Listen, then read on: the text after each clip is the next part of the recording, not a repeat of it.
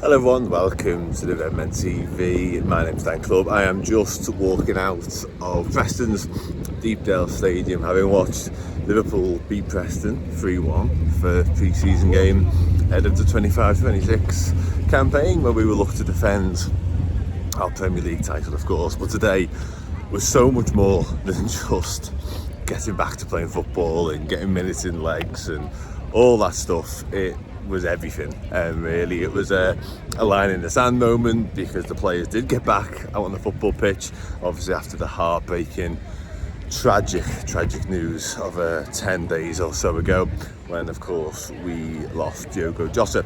I'm just going to quickly pan around to show you that as well.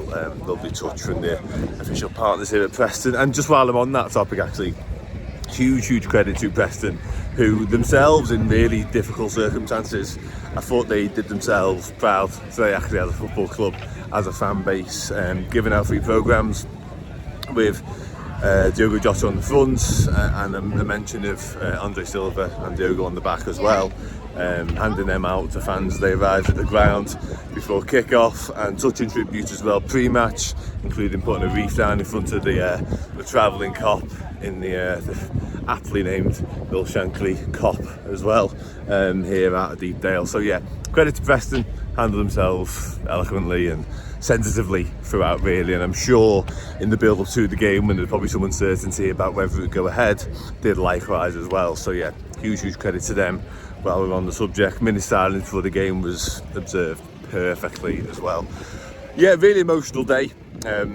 Really emotional day for obvious reasons. Obviously a lot of emotions on the pitch, a lot of emotions post-match. The 6-minute long rendition, serenading, for want of better words, of the Liverpool players, the Liverpool staff after the match was really something. Like, there's been moments all throughout the day whereby I felt a little bit emotional, goosebumps. It's happened numerous times. You Never Walk Alone, the first rendition of How He Wears Number 20, when I walked up to where I was sitting, were all moments, but that at the end was just remarkable. You could see on the expressions of the players, you could see on the expressions of those around, just how special it was, again, in the worst possible circumstances. And so often these really unique and heartwarming moments do come in the face of adversity, and yeah, that solidarity that we seem to be showing with those players and with those staff, just, yeah, it just meant the world. It really did. Yeah, tough, but yeah, really tough, but trying to make the best of it and trying to show that unity and show what we do best, which is sticking together and having a real togetherness in the face of adversity, in the face of, again, just heartbreaking circumstances. On the pitch, Liverpool were good, I thought, quite sharp actually. There was moments whereby we looked really at it, considering it was the first game back. Completely different 11s for both halves.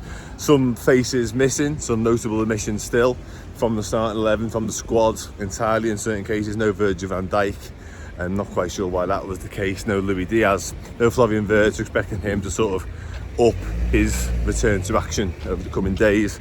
But yeah, there's quite a few not involved at all today, and it's somewhat irrelevant. I'm sure some of it will be based on, like, let's say, fitness and time frames and time scales about when they are getting back to being ready to play and get involved, but it may also be due to obvious other circumstances as well. So don't really care or want to read too much into that. I'm sure as and when they see fit, whether it be fitness or psychologically, they will indeed return to the fold.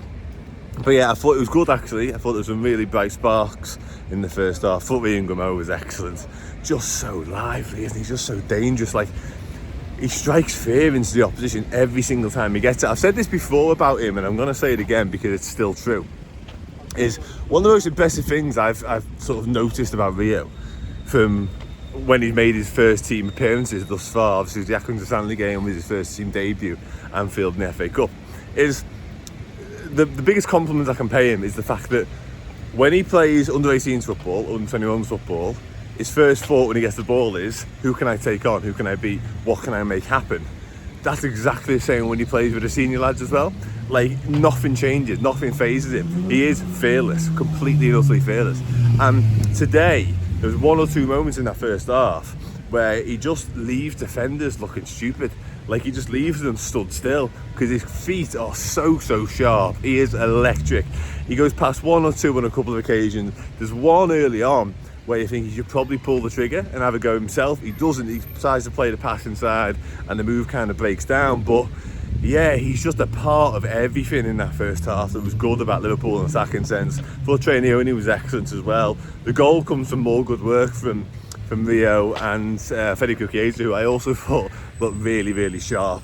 His song got an early outing as well, it's fair to say. And Conor Bradley taps home.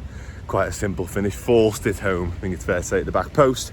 And yeah, I thought Liverpool were good value for that lead. There's a couple of moments late on, Preston might feel they could have equalised, but yeah, Liverpool definitely deserving of the half-time lead. And again, some good performances all round in what was very much a makeshift 11.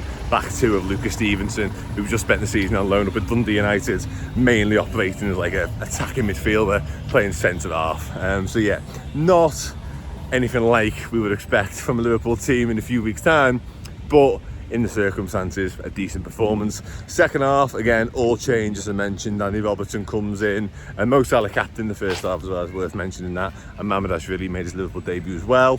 God, there were some talking points. Milos Kerkez and Jimmy Frimpong made their Liverpool debuts in the second half, as did Freddie Woodman, who actually made a couple of decent saves, was jeered by the Preston fans, obviously returning to what was once his home. Yeah, not well received by the Preston fans. I'm not entirely sure why, but still.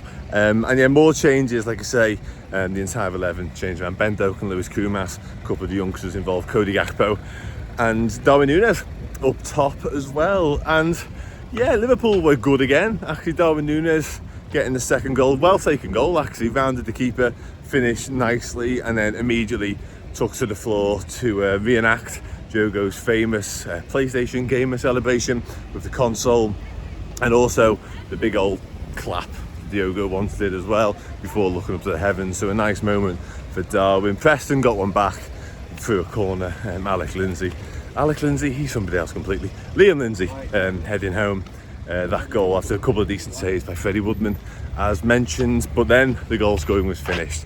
Fittingly, it ended 3-1 Liverpool, because how often was Diogo Jota the man to get the third goal, to end the game as a contest, to make it 3-1.